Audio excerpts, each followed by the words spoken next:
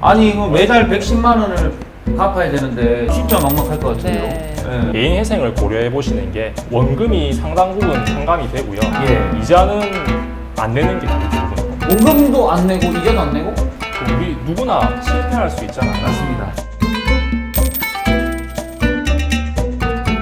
네, 가장 현명하고 계획적으로 부자 되는 방법. 경기상담소 가계부 박호걸입니다. 안녕하세요. 항상 저와 함께 해주시는 대동병원 정신건강의학과 김지영 과장님 오셨고요. 안녕하세요. 네, 법률사무소 가명의 이한동 대표 변호사님 나오셨습니다. 예, 안녕하십니까. 예, 안녕하십니까.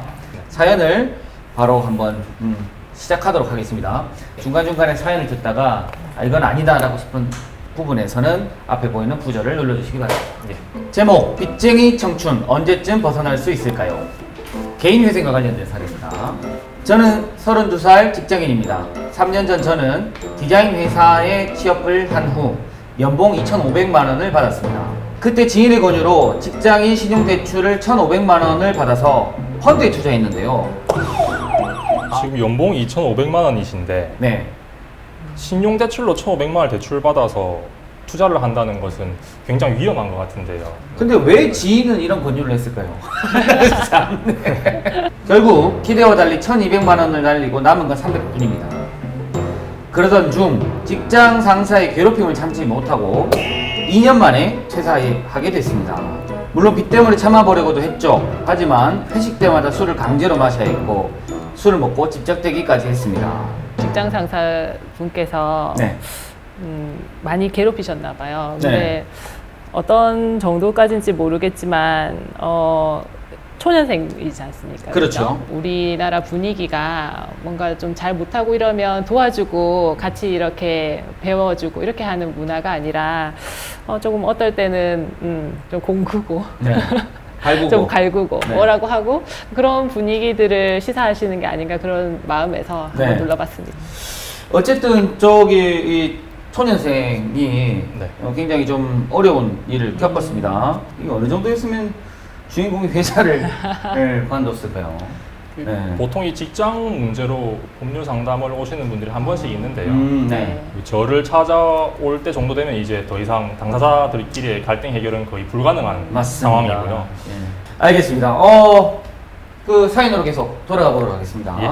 엎친 데 덮친 격으로 회사를 그만둔 상황에서 실비보험 하나 없던 어머니가 유방암에 걸리셨습니다. 치료비 600만 원 중 500만 원은 카드론을 사용해 결제했고 그것도 모자라서 친구한테 100만 원을 빌렸습니다. 빚은 산더미처럼 늘어나게 되었고 급한 대로 대출 이자와 카드론 이자를 2개의 카드로 돌려받게 하고 있습니다. 아이고. 카드 돌려받기. 아니 이거 매달 110만 원을 갚아야 되는데 지금 수입이 없으면 그러니까. 이거는 진짜 막막할 것 같은데요. 네. 돈을 빌리는데 가장 쉬운 방법이 예. 사실 카드론이나 현금 서비스거든요. 아 그래요. 네. 이게 안 받아봐서 모르겠어요. 그러니까 다른 우리가 지금 당장 돈을 구해야 된다 예. 네. 하면은 다른 사람한테 일단 아쉬운 소리를 해야 네. 되잖아요. 좀 꺼져. 네. 또는 뭐 은행이나 이런 데 대출 서류해서 심사를 받아야 되고. 네. 근데 이제 카드론이나 현금 서비스는 빠르고 간편하죠. 그런 뭐 절차가 필요가 없으니까요. 아. 네.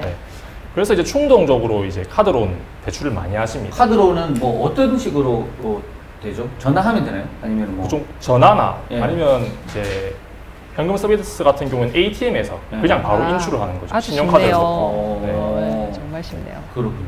그래서 보통은 충동적인 소비 네. 그리고 대출 상환 계획이 처음부터 없으신 분들이 많아요. 사회 초년생이다 보니까 아마 이런 경제 교육이나 네. 관념이 좀 많이 떨어졌던 것 같아요. 근데 저희 그 당시. 나라는 사실 어릴 때부터 그런 경제 개념을 잘 안 가르치고 있는 것 같아요. 특히 돈 얘기를 하는 거에 대해서 사람들이 굉장히 많이 꺼리거든요.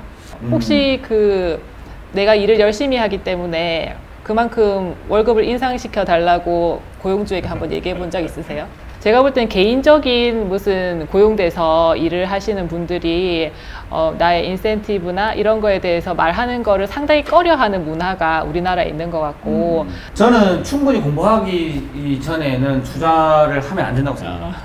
기본적으로. 네. 네, 계속 사연을 진행해 보도록 하겠습니다. 불행 중 다행으로 1년 전 새로운 직장에 취업했고 현재 월 200 정도 벌고 있습니다. 그러나 당시 진 빚이 많아 제 급여로는 감당하기 힘든 상황입니다. 아무리 열심히 살아도 마이너스만 늘어가고 너무 절망적입니다. 빚을 최대한 나눠서 갚던지 빚을 지기 전으로 돌아가고 싶은데 방법이 없을까요? 라는 게 그 방법으로는 지금 뭐 퇴사하셨다 다시 취직을 하셨잖아요. 그러면 네. 지금 급여소득자니까 네. 개인 회생을 고려해 보시는 게 현재로서는 가장 좋은 방법인 것 같습니다. 개인 회생. 일단 쉽게 말하면 개인 회생 요건은 이제 무담보의 경우에는 5억 원 이하의 채무가 있는 사람 중에 네.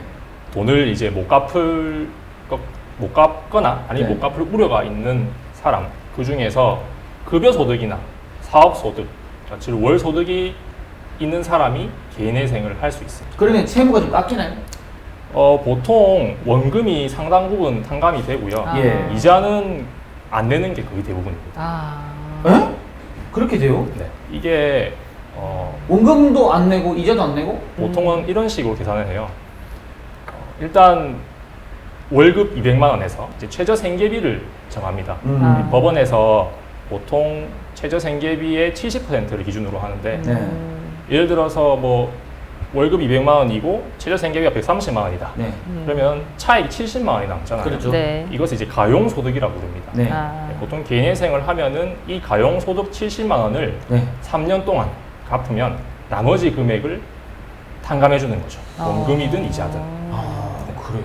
좋은 제도가 네. 되니까 빚이 이분보다 훨씬 많은 경우에 더 유리한 그렇죠. 거긴 네. 하겠지만 월급을 꼭 받고 있어야 할 수 있는 거네요. 근데. 월급이나 이 사업소득. 월소득. 네. 월소득이 있어야 사업소득이든 근로소득이든 월 일정한 소득이 있어야 돼요. 네. 끝내 이제 이거를 채무가 자꾸 늘어나서 더 이상 감당할 수 없다라고 하면 이제 파산을 고려해 봐야겠죠. 만약에 그 파산은 좀 어떤 겁니까?